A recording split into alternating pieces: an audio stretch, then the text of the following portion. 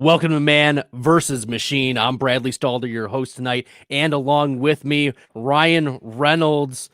Ryan, it's great to have you back here at Player Profiler. We recorded for Stack Hunters a couple weeks ago, and the Player Profiler minds were at work and said, "Well, let's get these guys going." And uh, for the viewers at home, Ryan and I will be doing 2 August shows here for Man versus Machine, and then we'll get going once the season starts weekly with giving you some of the best NFL fantasy advice in the industry. Ryan, welcome to Man versus Machine.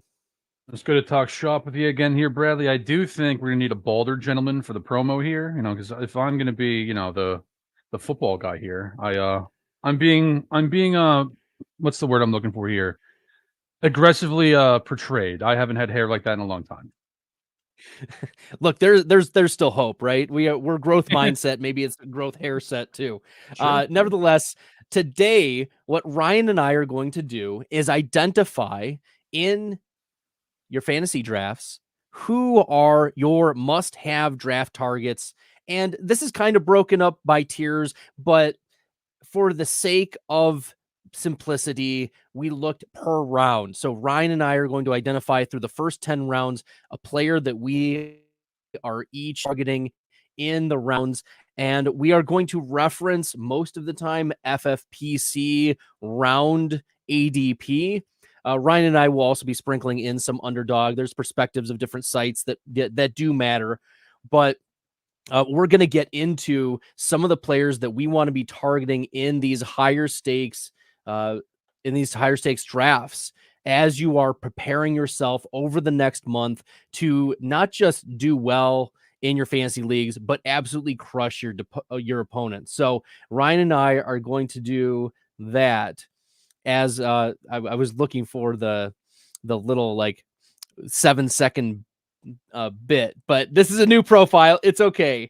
Ryan, we'll start with round one. And I'll kick us off. Okay. My round one target is AJ Brown. I'm putting money where my mouth is. I have about 35% exposure to AJ Brown across about 500 plus drafts in the best ball streets, and mostly in PPR. In the underdog, I'm a little bit lower, but in the FFPC or in DraftKings, where PPR is king, AJ Brown is my guy, and he's my wide receiver 4. He's my 6th overall player in the FFPC best ball rankings. So I have a lot of love for AJ Brown. This is a driver for what's driven me to this is looking at what happened over the last couple of years in terms of how the Philadelphia Eagles are executing their offense. It's AJ Brown who is the alpha of alphas. It wasn't until Dallas Goedert was out that we saw Devonta Smith kind of rise up a little bit in terms of a target share. But last year, AJ Brown, a median 31% target share, which is, I use median target shares more often than average target shares, just for the people at home, because it translates more year to year. That is stickier than average target share. So AJ Brown getting drafted near the end of the first round. I've been drafting him at the 7 spot, the 6 spot, the 8 spot, anywhere. That's why I have so much exposure, because I'm willing to take him over the likes of Garrett Wilson, Jahmyr Gibbs, those players. Ryan, there's been a lot of positivity about the Philadelphia Eagles.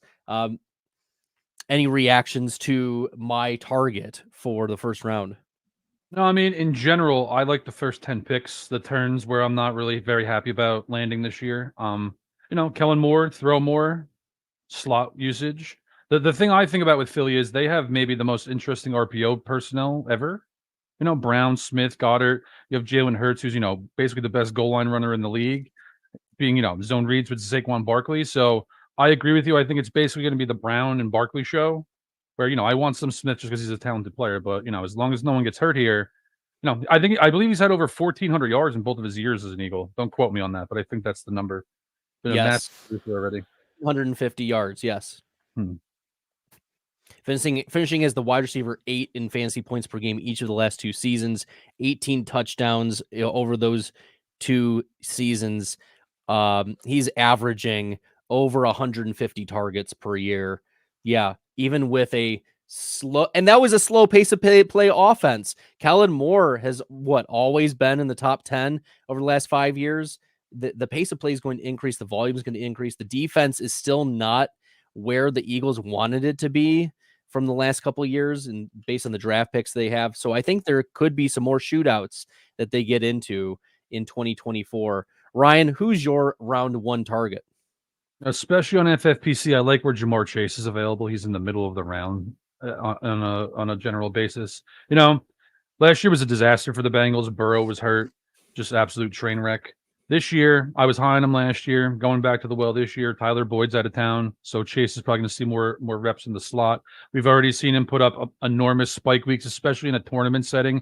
He's the kind of guy, if you're going to say who's the most likely wide receiver to put up 250 and 2, I'd say it's probably him and Tyreek Hill. Just like out of control stats are on the table with him. Joe Burrow's an MVP contender. They're going to be a pass first offense. It's just, I think he's going a little bit too late. I like him, especially on FFPC. Chase is my wide receiver 6 and my 9th overall player. So I understand there's the spike weeks are absolutely there. But looking at his floor, it's been a little scarier, not just last year, but even in previous seasons. He's not as consistent as those top elite options, but maybe if they move him around in that formation, there's new offensive coordinator for Cincinnati. Maybe they're going to look to get him more touches close to the line of scrimmage as well. There's a lot of options for the Bengals to bounce back, and I think that Joe Burrow does have a bounce back here too. So I've been taking some Chase as well, but I have Brown over Chase. So yes, this is excellent. We've got some people in the comments. The Harry Snowman says his round 1 target is Justin Jefferson. We love to see it. And Mark is also saying he likes Chase at the 101 even in best ball. I don't think I've taken Chase in the 101. It's hard for me to see like that pathway to occur given T. Higgins is still on the team. If he was off the team, like I could see that within the range of outcomes, but I'm not as high on like Chase's pathway to be the 101, Ryan.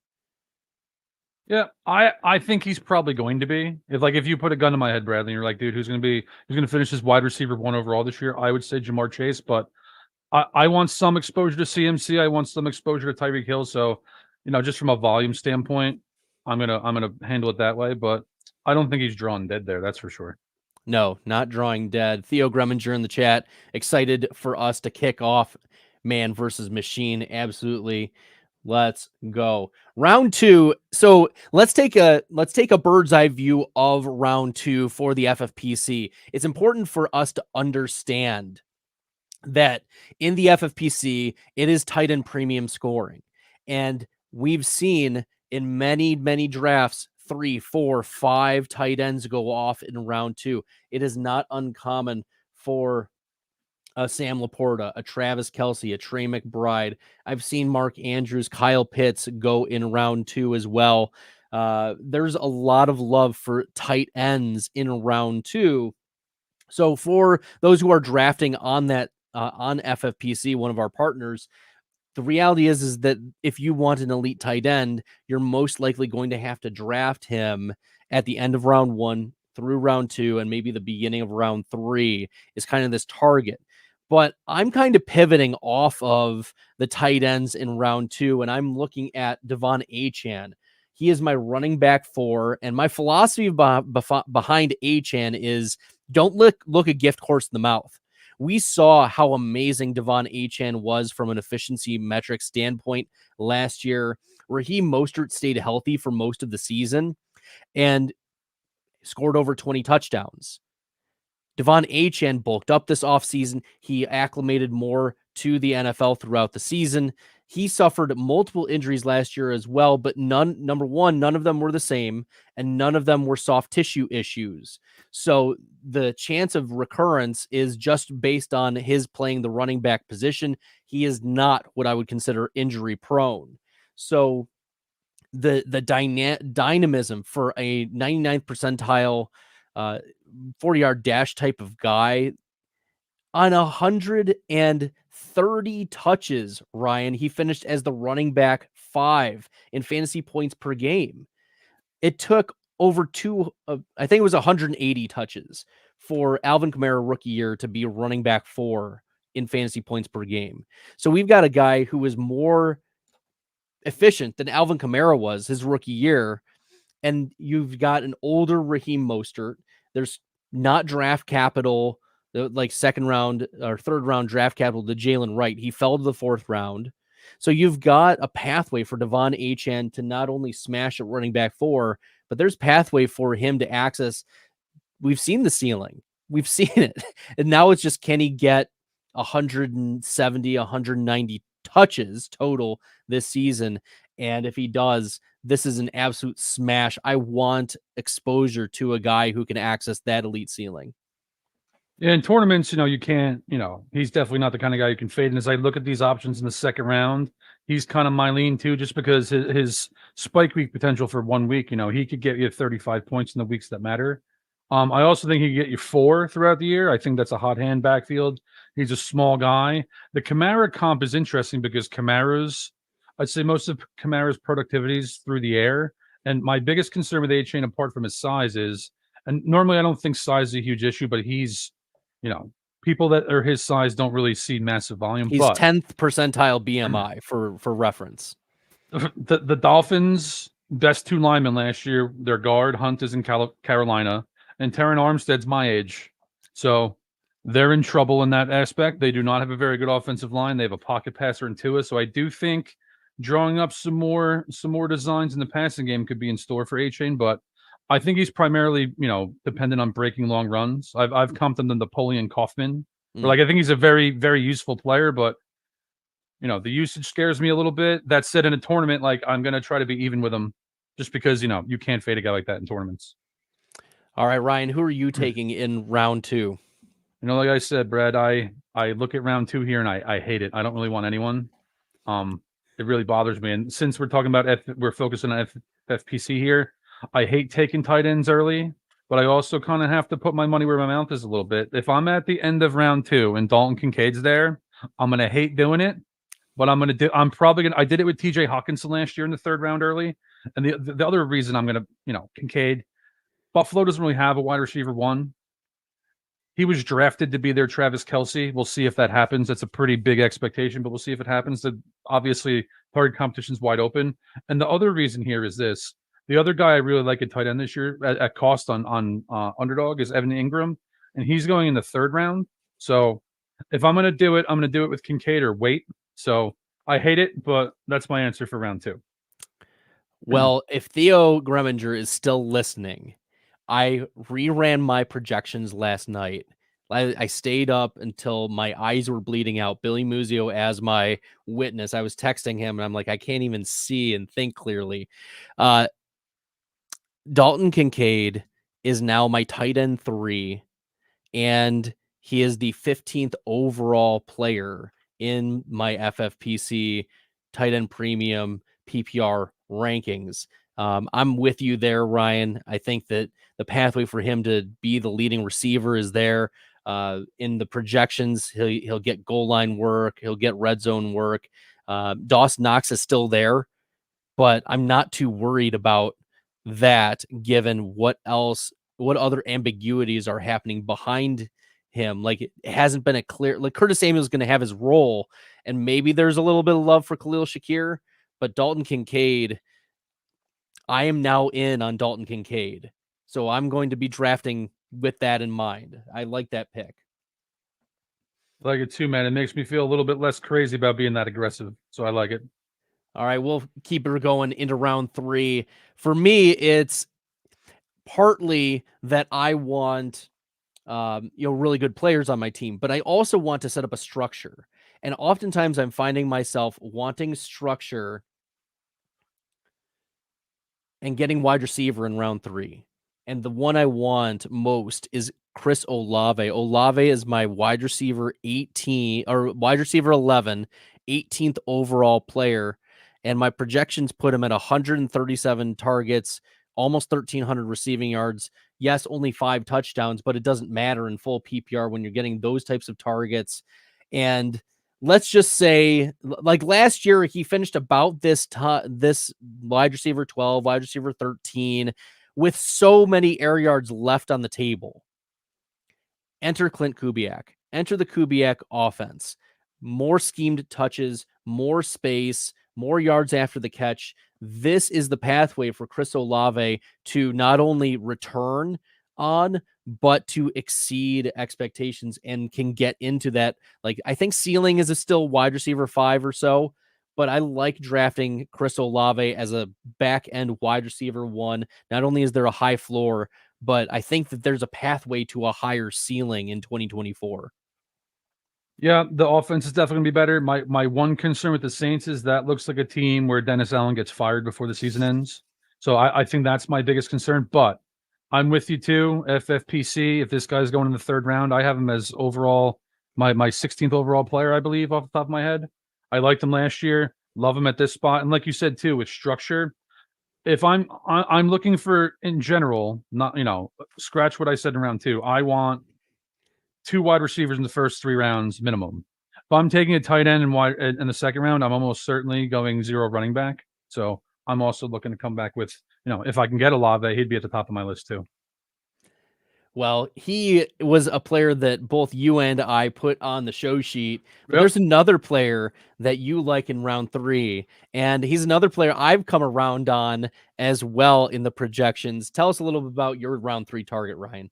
Yeah, it would be pretty lame if I made Olave my answer. So Malik Neighbors, I've gotten to the point now on Underdog where I'm sometimes taking him at the very end of round 2, and here's generally why. Obviously, the talent's there, top 5 pick as a wide receiver, but Daniel Jones, his skill is throwing the separation on in-breaking routes. So that's something Malik Neighbors does. He's already bringing attitude to the team. He's going towards the mid-late 3rd in FFPC. So again, I'm very comfortable taking him in that spot all day. Yeah, Neighbors is my 16th wide receiver in projections. As I said, I reran them last night. It is a little bit higher than what I have on my cheat sheet on the Player Profiler draft kit. 32nd overall in this type of format. And here's the thing, Ryan. I want your take on this because you and I are both in on Malik Neighbors. I think a lot of people are on Malik Neighbors. Draft capital, talent, opportunity, all of it, the stars are aligning. My concerns with the New York Giants and with Malik Neighbors is organizationally and quarterback. Ultimately, is Daniel Jones going to get him enough touchdowns? Is the organization going to stick to their plan if things don't go right? Like, are the Giants going to implode?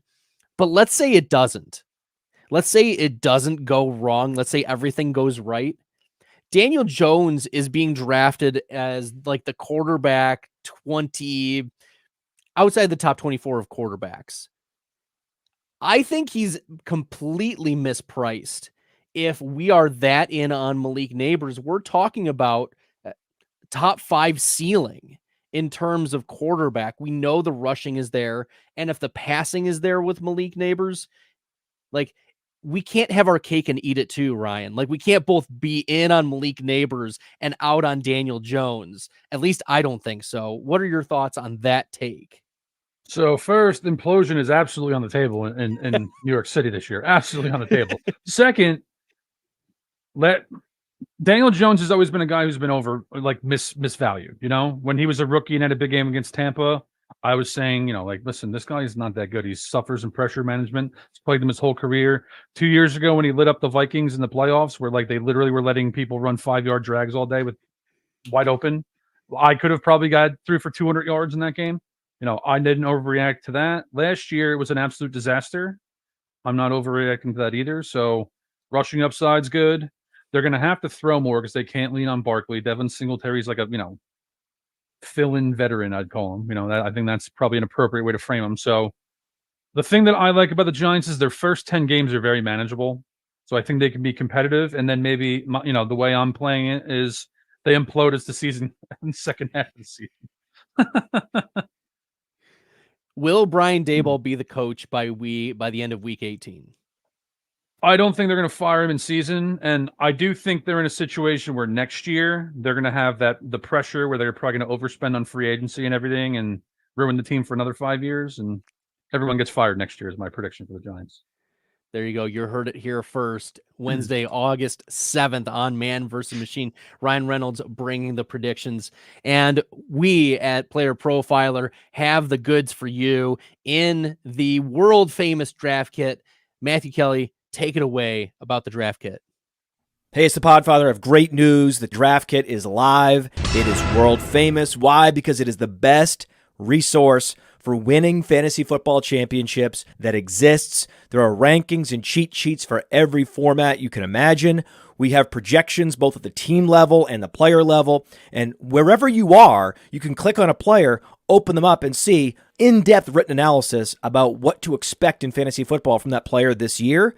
And then you can click on the team, and you can get even more in-depth analysis, all the drivers of fantasy production, both in a positive and negative direction for that team, including a signature trend. And the graphics are incredible. So these team insights, they give you the team-level projections, the vacated targets, the vacated ARs. And we added a bunch of features. I mean, individual cheat sheets for Theo and Billy and Dario. So you could take your favorite analyst and download their personal draft cheat sheet. And then in the commissioners section, Memphis Young lays out everything you need to know to manage a league, the best minds in the industry contributing analysis. It's certainly not the most inexpensive draft kit on the market, but it is the best. PlayerProfiler.com/draft kit, PlayerProfiler.com/draft kit. Go get it.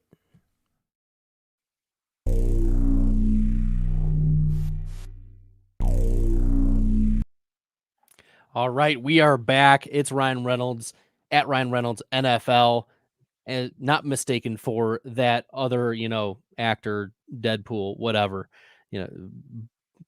highest grossing R-rated film. Congratulations to that particular person, but we have the better looking, more insightful man here on Man versus Machine. I guess I'm the machine then. Yeah, I think you're almost falling into that. It's sort of thrust upon you. I can't be the machine, so you have to be. I'm the machine. So we're gonna move to round 4. I'm gonna talk about Michael Pittman is my target in round 4. He is my wide receiver 14. I like his projected target share. He just owned as he was the clear target gobbler for the Indianapolis Colts last year. Gardner Minshew, he's a replacement level quarterback, but now enter the Sandman, enter Anthony Richardson, who is the 100th percentile athlete. You love to see it. Shane Steichen is going to continue to elevate the scheme for the Indianapolis Colts. Even before the Josh Downs injury, which for those who missed it, Josh Downs suffered an ankle sprain and is expected to miss at least a month based on reports. So this is even before the Josh Downs injury.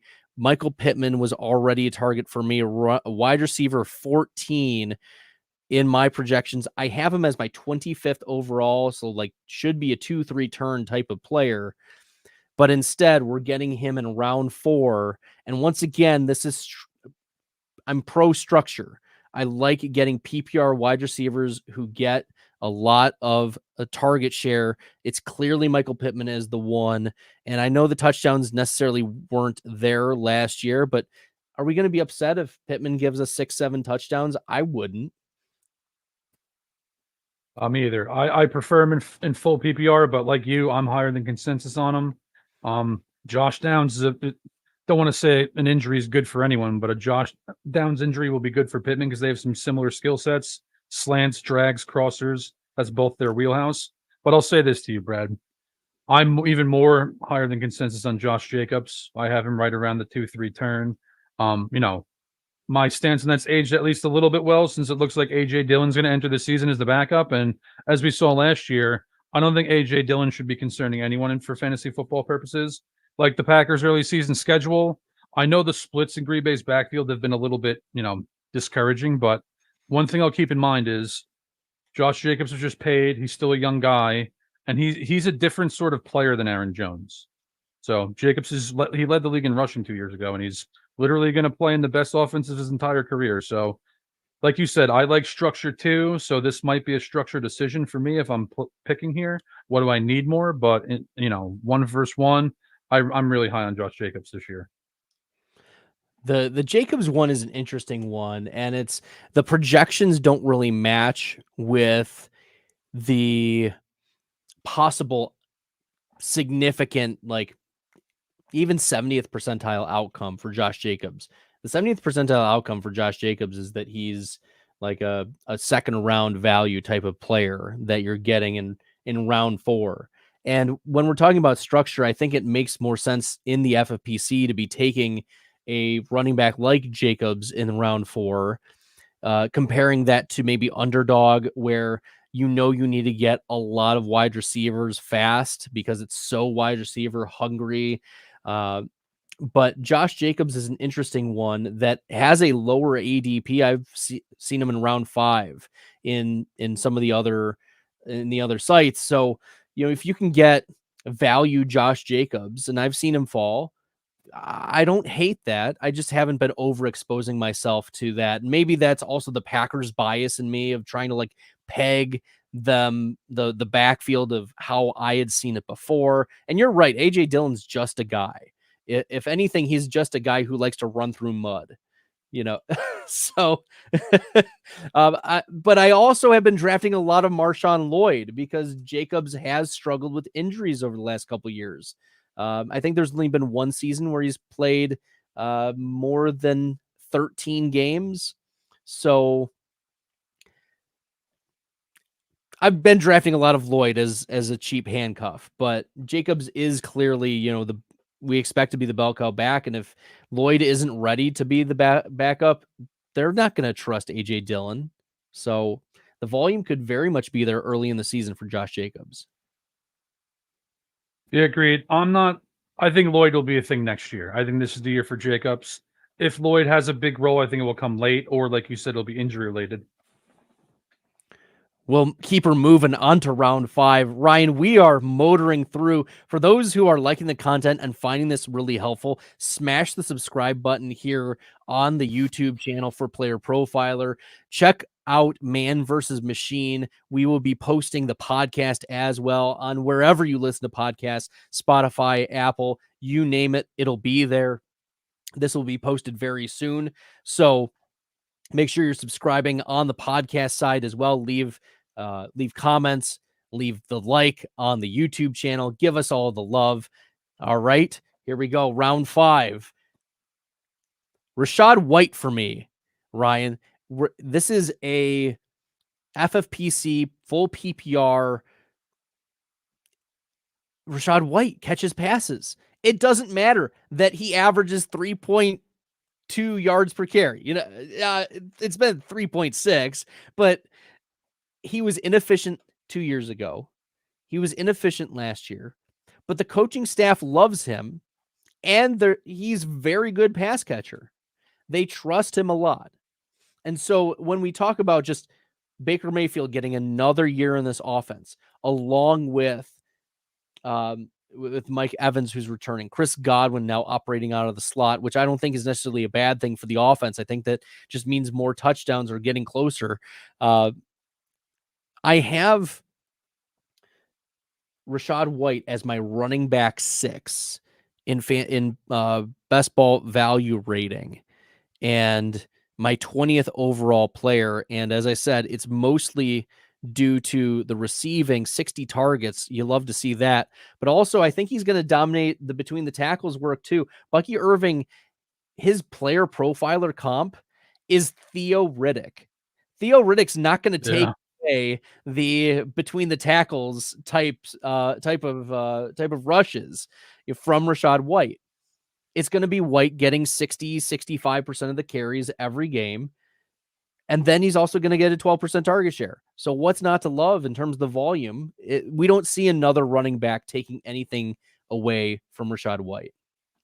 Yeah, I think on most platforms, he marks the cliff for me at running back. Like, he's basically the last guy you can get that is like a genuine shot of being running back 1 without a disaster happening on the roster. like you said, especially in full PPR. I love him. In the FFPC, there's still some guys like James Cook has a path, Joe Mixon has a path, so it's less dire there. But I'm with you. If in this round, if I had to pick one guy, it would be White. Since I don't want to be boring again, we can't pick the same guys. I'm going to pivot to T. Higgins. It's like everyone forgot that T. Higgins is a difference maker this year. He's been going a little late for in my opinion, for a while now. He's also highly motivated to make some money next offseason. I always like that. He has the MVP caliber quarterback, and similar to Jalen Waddle, Jamar Chase goes down. T. Higgins is in a monster spot, so solid floor, could be productive at his draft slot, regardless of what happens on his team. And then the ceiling outcome, Jamar Chase goes down. T. Higgins could flirt with being a top 5 producer at the position. We finally saw T. Higgins access ceiling last year, Ryan. I know he struggled with the floor. There were some real bust games, and you'll get every season. It seems like T. Higgins gives you one game where he just goose eggs, for no reason. Yeah. But we finally saw a ceiling last year with T. Higgins. He had multi-touchdown games with 100 receiving yards. And that his ceiling in previous seasons had been kind of limited. Looking at the rates of top 5 weeks, it was straight up 0% before last year. So for me, he's my wide receiver 22, 40th overall. So in round 5, when we're talking, in the top 60 players, I think T. Higgins is a really good value. So I'm also in with you, Ryan. That's a good one for Cincinnati. And the contingency upside you mentioned as well is a good argument for T. Higgins in round 5. And it's the cheapest he's been in years. So it is. there you go. I like to buy the dip, man. Just in general, I like to buy the dip. Well, you're not going to be able to buy the dip in round 6 on Calvin Ridley because DeAndre Hopkins has plummeted from late 60s, early 70s overall on PPR formats, down to round 8 in 90s. I've seen him go as late as 100 on DraftKings in the 100s. Calvin Ridley, I've been pounding the table for months. Ryan Reynolds as my witness when he came on Stack Hunters just a couple weeks ago, pre-Hopkins injury. And Ridley, I ran the projections last night. Wide receiver 17 in the PPR rankings, my 33rd overall in the tight end premium FFPC rankings. Wide receiver 17, 33rd overall. We love to hear it. We love to see it. It's the volume for Tennessee. I don't care how inefficient it is. Brian Callahan wants him to be Jamar Chase. Even if he's not Jamar Chase, the Jamar Chase role has been the recurring theme coming out of the Titans offensive coaches' mouths. They want him to be that movable chess piece. And I joked for a while, maybe it's going to be DeAndre Hopkins. I thought Hopkins would be a better fit for that role. But with Hopkins out for a bit, and with the coaching staff adamant about how good Calvin Ridley is in this offense, and also give Will Levis some time to develop. He was getting no first team reps last year. He had pluses and minuses as he was going through a pretty rough rookie year. But now he's got a coaching staff that is fully behind him, giving him weapons. I'm here for Calvin Ridley round 6. Listen, man, I remember this specifically because as soon as we went off the air, I said to you, every time I do a show with someone, they at least change my stance on one guy where I got to go back and dig into him more. Calvin Ridley was that guy before DeAndre Hopkins got hurt. Now you're in the driver's seat. Especially you talking about Will Levis doesn't need to be X, Y, or Z. He just needs to be Jameis Winston. That's what you're looking for. And I love that because I think he can be that. And, to further put an exclamation point on that, I worked with a former NFL scout that was very high on Will Levis. So there's people that believe in him. Obviously, the Titans paid Calvin Ridley. Someone in the organization thinks he's a difference maker. So I think you're gonna hit on this one, pal. Well, tell us about your round 6 target here, Ryan. I also have 2 wide receivers. Which one I take depends on what kind of team I have. If I'm looking for floor in a full PPR league, I might lean Chris Godwin in this situation. Love that he moved back to the slot. I I like this much more before Rashee Rice situation became one where like he's probably not going to get suspended this year. Before that, I loved Hollywood Brown. I've been buying him all offseason, even on his rise to like, the 4th round almost. So in most cases, I'm still taking him here just because I've always loved him as a talent. He's with Patrick Mahomes. He took a bet on himself deal. We've seen what Patrick Mahomes did with Tyreek Hill. And while I won't call him Tyreek Hill, he's one of the 5 guys in the last 10 years that's, at least can flirt with being Tyreek Hill levels, speedster. So fascinated with that. Think Worthy might take some time to get, going as a rookie. I wouldn't call him like a great route runner or anything. He's just fast. So Hollywood Brown this year, if I'm aiming for ceiling, he's my guy. If I already have a lot of ceiling, I need a little floor, I'm going to go with Godwin. I like that distinction because in certain tournaments on FFPC, you're playing best ball. You want like the access to Patrick Mahomes, massive spike week, 4-touchdown game, Hollywood being on the receiving end of 2 of them, possibly 99th percentile 40-yard dash. Same thing with Xavier Worthy, but you are right in terms of what have we seen from the Kansas City Chiefs coaches over the last however many years, last 5 years, for these early round wide receivers. We've seen Mecole Hardman take time to get going. Sky Moore taking time to get going. Even Rashee Rice last year, who actually didn't bust. Like those previous 2, they busted. We can safely say that those 2 busted. But Rashee Rice, it took him most of the season to get up to starter level snaps. He maintained his efficiency throughout that transition. But with a guy like Hollywood, he's an auto starter. He's going to be on the outside. And Xavier Worthy, they're going to take their time integrating him into the offense. So I like that call. I hope it works out. I got a pretty good bag on Hollywood, so I hope it works out, pal. All right, we're going to keep it rolling into round number 7. Now this is where I don't know if you noticed the pattern here, Ryan, but I was very wide receiver heavy near the beginning of the first 6 rounds or so. I didn't necessarily draft a tight end in this. I wouldn't even call it a draft of these targets, but it just depends on who's going to fall to me among the elites. That's typically how I handle it. Or if I've already picked the quarterback who's going to stack, that's kind of strategy. But now we get into round 7 where I want to be targeting more of the running backs and the ones that have pathway to significant fantasy upside. What have we seen in the past? What do we know about opportunity? What are the coaches? What does the organization say to us? And Ramondre Stevenson. The Patriots have spoken very loudly this offseason by giving him a massive, massive contract extension. They have said, you are our guy. Sometimes organizations don't need to use words. They speak with their actions. And given that they not only extended Ramondre, but they only brought in Antonio Gibson as the backup, there's not competition.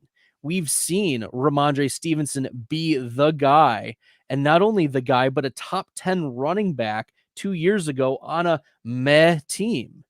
So on a meh team, once again, the Patriots are not an inspiring offense. But let's say that they actually do get good.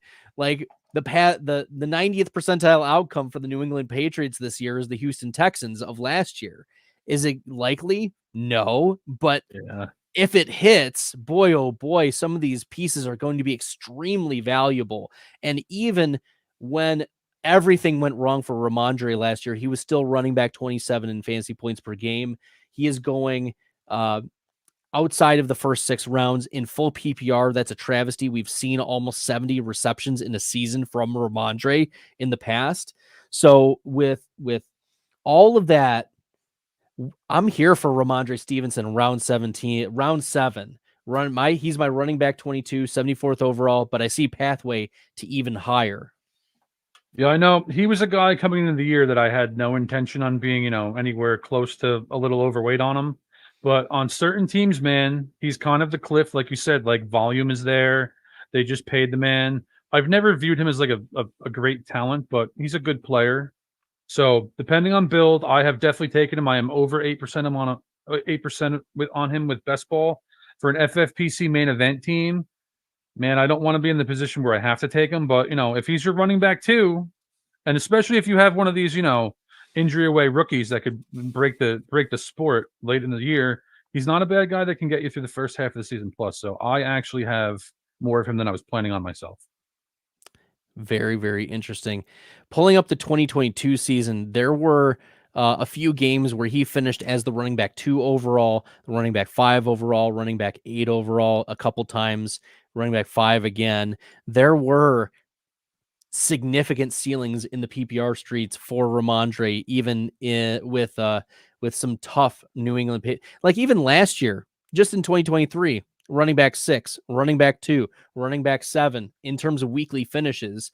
Those existed for Ramondre Stevenson, despite Ezekiel Elliott playing a significant amount of snaps and playing enough both on third down and long down and distance in the goal line. So I'm here for Ramondre. Tell us about your round 7, Ryan. This is another contingent situation. Obviously, I talked about Jamar Chase and T. Higgins already as targets. I have a lot of both of them. So if I have either one of them, I'm looking at Joe Burrow. If I have both of them, I'm definitely taking Joe Burrow, especially in best ball. So I think, his ADP is fine in round 7. I don't think it's really good or bad. I think that's where he belongs for the most part, maybe a little bit ahead of this, but I like Burrow. And then otherwise, especially if I'm in need of a wide receiver 3 in a full PPR league, I like Deontay Johnson in Carolina. Again, to the Ramondre Stevenson point, they paid this guy to be Bryce Young's security blanket. Teams speak with their wallets in some ways, like that's his intended role. We've already seen him be a very solid floor player. And again, in a big tournament, setting, the word floor doesn't really matter so much. So in those cases, I'd lean more towards Jaden Reed, who's, my bet to lead the Packers in targets and receptions. It's just a case of they have so many mouths to feed that I think his upside's, interesting, but volatile. So it all depends. If I need a safe guy, Johnston's the guy. If I'm looking for a little bit more aggression, it'll be Reed. It's interesting, Ryan.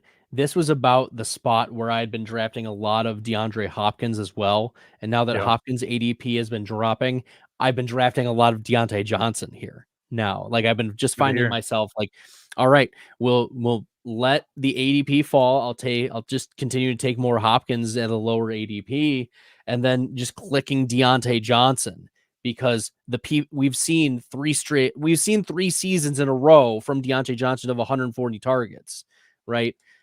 So that exists. And last year he was hurt. There were issues with the offense, blah, blah, blah. I think a lot can be forgiven with Dave Canales on Carolina, revitalizing the career of Bryce Young, having already revitalized Baker Mayfield and Geno Smith. So good. I like that insight, especially because Burrow goes there, and you mentioned that Higgins and Chase are your guys, so that definitely fits as well. Definitely be targeting, especially in these best ball leagues, the stacks. All right. Again, I am big on the running backs in this spot. Now, I want to put a little caveat here. Not that I'm out on this player, but I'm out on him based on certain structures. I want a lot of Jonathan Brooks, but I want him as my running back 3 on my team. I do not want him as my running back 2.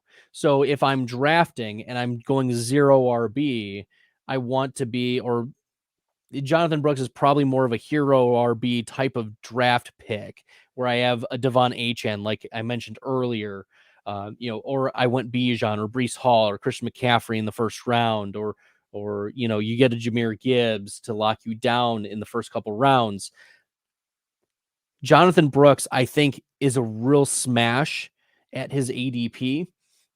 He is my RB 16, 57th overall. I don't mind that there are slow starts, because I also know we have enough information at this point in the offseason where we can go with Chuba Hubbard or we can go with Jerome Ford to fill in at least the first couple weeks. And then we get a player like Jonathan Brooks, who had the highest running back draft capital in this class. He absolutely smashed last year as the starter for Texas. He also had really high efficiency metrics in the 2 previous seasons when he was backing up Bijan Robinson. So there's 3 years of, yes, small sample size, larger sample size of high level efficiency metrics, being able to catch the ball, and then being on Carolina. It's just Deontay Johnson who we would consider as playmakers. There's a lot of opportunity for Jonathan Brooks to be a more efficient Rashad White in this Dave Canales Carolina offense. So I want to be targeting this type of player who could very, very easily just be paying off not just nickels and dimes, but thousands of dollars, like really pay off around 8 ADP. Yeah, a guy who can peak late when it matters. I'm with you too. I'm overweight on Jonathan Brooks. I like where he's going. I'll buy the injury dip too now. Literally have nothing to add. I feel exactly the same way about him. All right, but in round 8, you are also targeting a running back. Yeah, I just there's a few rounds in this that I looked at. It's like, oh my god, I hate this round. And this is one of them, especially because this guy's rising now. But I completely faded Chase Brown last year because he can't block, and Joe Burrow's a pocket passer for the most part. They went out and got Zach Moss, who I wouldn't call tremendous competition. He was a veteran who had one good spurt last year. I think Chase Brown, you've heard players talk about how he's, doing noticeable things in training camp. So if I don't take any of the Bengals passing game, I'm more likely to try to take one of their running backs because I want a share of that offense. And in this range, like you said, this is pretty, for most of my teams, I want this to be running back 3. And in those cases, if I can't get Brooks, I'm going to take a few shots at Chase Brown because again, if he takes over that job, that's a big difference maker there. Well, from a bird's eye view, Ryan, through the first 8 rounds, you would have selected 4 Cincinnati Bengals. So let's go. we are here for the Bengals. Let the world know the man is in on the Cincinnati Bengals. Ryan Reynolds at Ryan Reynolds NFL on the X Machine. Bradley Stalder at FF Stalder. Ryan and I are going to be bringing you great fantasy insight and help you with your lineups and just give you good fantasy advice as we're going through man versus machine, 2 different perspectives. Mine's more rankings based and focusing on we joked off air that I was like spreadsheets in the spreadsheet. But Ryan also offers a very important perspective on the betting and NFL analyst side. So, it's going to be really important for our listeners and viewers to take these different perspectives and lenses and really, distill them and say, you know what, this is a way in which I'm going to continue to improve my fantasy team and beat everyone else in my league. So we are entering the last 2 rounds. We're going to do 10 rounds. In round 9, you even wrote in this round, Ryan, I hate this round. Yeah, I do. But I found a guy I liked in this round. I found a guy. And I think that our viewers and listeners will also be in on this guy. I think they should be. And it's Brian Robinson, the running back for Washington. I'm also higher than consensus based on the projections on Austin Eckler. But Brian Robinson was involved in the passing game last year. We saw that efficiency there. We saw this is a player who was 3rd round draft capital and just a reliable dude. He's a between the tackles guy, can get average, maybe a little above average efficiency. And this is an offense that is going to be more open up with Jaden Daniels running the ball. There's going to be more lanes for him. The problem with Brian Robinson last year was that when he was in the backfield, teams were like, well, you're just going to run. We're going to try to stop you. That's it. Where there's more weapons, there's more options for this Washington Commanders offense. I think this is a sneaky team to be targeting at value. Jaden Daniels, Austin Eckler, Terry McLaurin is a nice value. Brian Robinson as well. So he is my running back 21, 70th overall. I think he just returns value. And at this point in the draft, he's got a safe role. He'll get you some volume. And round 9, like, you can be taking shots on risky players who may have a little bit more upside. Sure, maybe in the best ball streets, you want to sprinkle those players in. But Brian Robinson is a player that if you want to just lock down your running back 2 role and spot, great. he's going to be that guy for you. It's interesting. Again, this will be the guy that you make me rethink in this show. I almost took Jaden Daniels as my round 8 target. I think that's a little early for him, but I get it. Something I've said a number of times, like next year, we're going to be talking about him like Anthony Richardson, unless, he takes one of those car accident hits and miss half of the season, which is possible with him. But I do also think that he's very good for Brian Robinson. He's a mobile quarterback, so the passing game is going to be less of an issue here. Like, we don't have to really worry about volume, but Brian Robinson's the grinder on that team. And Washington's offensive line is still a little dicey, but like you said, Daniel's going to open up lanes for him, especially in the goal line, in the scoring zone, because I don't think they're going to try to have Daniels run into contact. I don't think they're going to treat him like Richardson was treated last year. I think they're going to try to protect him more. So Brian Robinson's probably going to have more carries than most people think. So I think that's pretty sharp, man. Well, we decided to share first names with players in round 9. So tell us about your Brian. Like I said, on FFPC, I hate this round. There's no one I really want here. On Underdog, I love this area. There's all sorts of guys I like. But if I'm taking a flyer at wide receiver, it's Brian Thomas from the Jaguars. There's definitely a spot for someone to emerge as the third option in that passing offense behind Kirk and Ingram. His skill set's different than both players.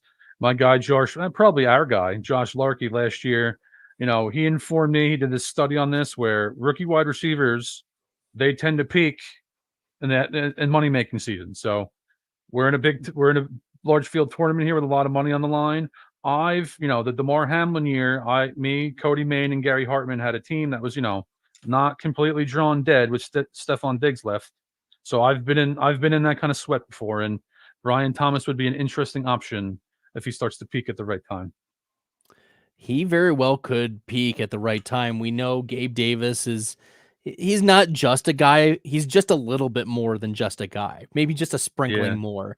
But Christian Kirk has had injuries the last couple of years. Evan Ingram somehow has stayed healthy. When he was on the Giants, remember, he was like, he is made of glass, and so it's possible that just rears its ugly head and Brian Thomas becomes the 1 or 2 on this Jaguars offense. So I like that as a projection type of player. He got first round draft capital, so we can't be ignoring that.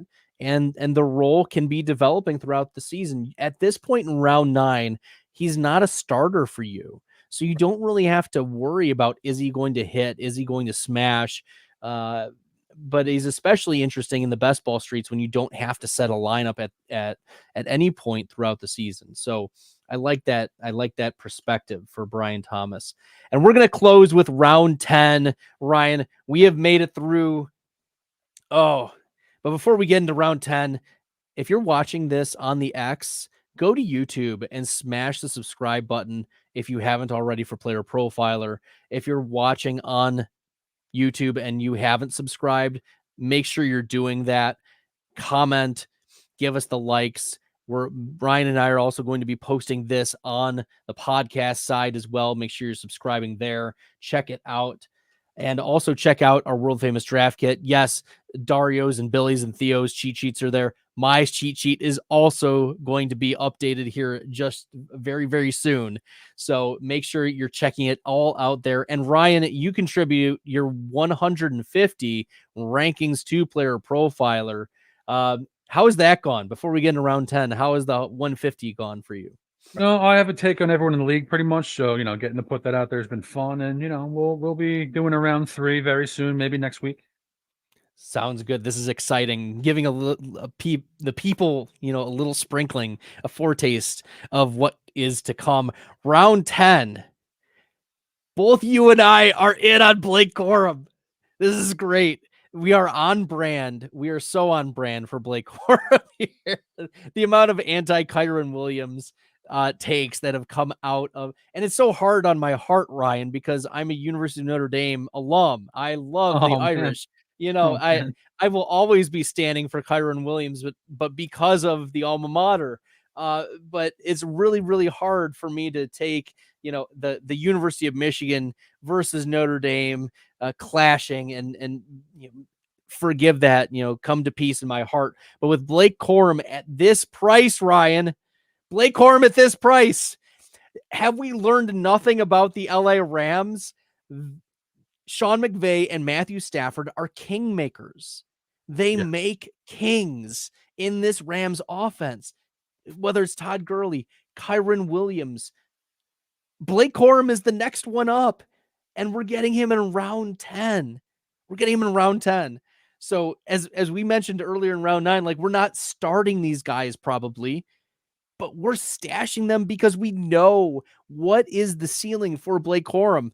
And the ceiling for Blake Corum is running back 1 overall. That's the ceiling. That's the real ceiling for Blake Corum. So I'm here for that. He's my running back 37 in projections because I still do believe that Kyron has, the initial stranglehold, but I'm also in on Trey Benson for similar reasons. Like, I think that there's second half of the season significant running back upside. James Conner has a history of injuries, and both Corum and Benson have the draft capital necessary to say he's the next guy up. Benson's already the RB2 for the Cardinals. Like, there's a little bit of off-season mumbo jumbo about, is it Michael Carter, Amari DiMercado? No, let's not be ridiculous. It's Trey Benson. So that's why I'm smashing these two, pretty much alternating at this spot, because I want the contingency upside. So there you go. That's my Blake Corum, Trey Benson take. Yeah, I mean, same with me for all three of the top rookie runners. I like Corum the most probably. I like Brooks second. And Benson, I'm about even on, a little bit overweight. I'm with you. I don't think Kyron Williams is doing anything but being the full-blown starter early in the year. He earned it last year, reliable player. My guy, Nick Botiford, is the first person that I saw that was high on Kyron Williams. He was high on towards the end of his rookie year. I've never personally seen it as a talent. And like you said, like you literally stole the words out of my mouth. Stafford and McVay are kingmakers, man. Like, I'm going to say this too. If Puka Nacua was a Brown last year, like, this isn't happening, True. He's a good, reliable player. Kyron Williams is a good, reliable player, but Blake Corum's more explosive. Kyron Williams, like, is he going to hold up to this kind of volume? I want to bet on that not happening. Although I do think I'm probably a little bit below consensus on Kyron Williams, further than I should be. All right. Well, we love to see the love for Blake Corum. Make sure you guys are checking out Man vs. Machine. We will be having one more August show, and then we will get full blown into September when all of our drafts are complete, when the NFL season is started, when the rubber hits the road, when it all comes together. Ryan, it's been great diving into the first 10 rounds with you. At Ryan Reynolds NFL on X. Any other plugs before we call it for the night? I do awards market analysis, establish the run, and maybe I'll have a few more things coming up soon. We'll see. All right. And also check out Stack Hunters, the podcast that I do with Dan Williamson. It's kind of funny. The best ball season is inversed to the NFL season. So Stack Hunters is going to be going into the off season starting in September, where Dan and I will be periodically answering start sit questions. We will be going through how have our takes aged so far, what are things that we have learned and taken away from, and lessons that we should be employing for next year, things of that nature. A lot of it will be more periodical, usually every other week or so throughout the off season. Not going to be as intensive on Stack Hunters, whereas Ryan and I will be we'll be putting out the good stuff for the people on Player Profiler. All right, Ryan, it's been great. Until next time, everyone, good luck in the fantasy football streets. Hey, I want to take a moment to thank you for tuning in. It's important to me that all of our media be free. This is only possible because of you allowing a true independent sports media enterprise to thrive unlike any other in the business. So please subscribe to the All In Package to continue to make all of this possible, to ensure that all of our stats, information, data, content is available to you, especially you, the people that get the site and get the show.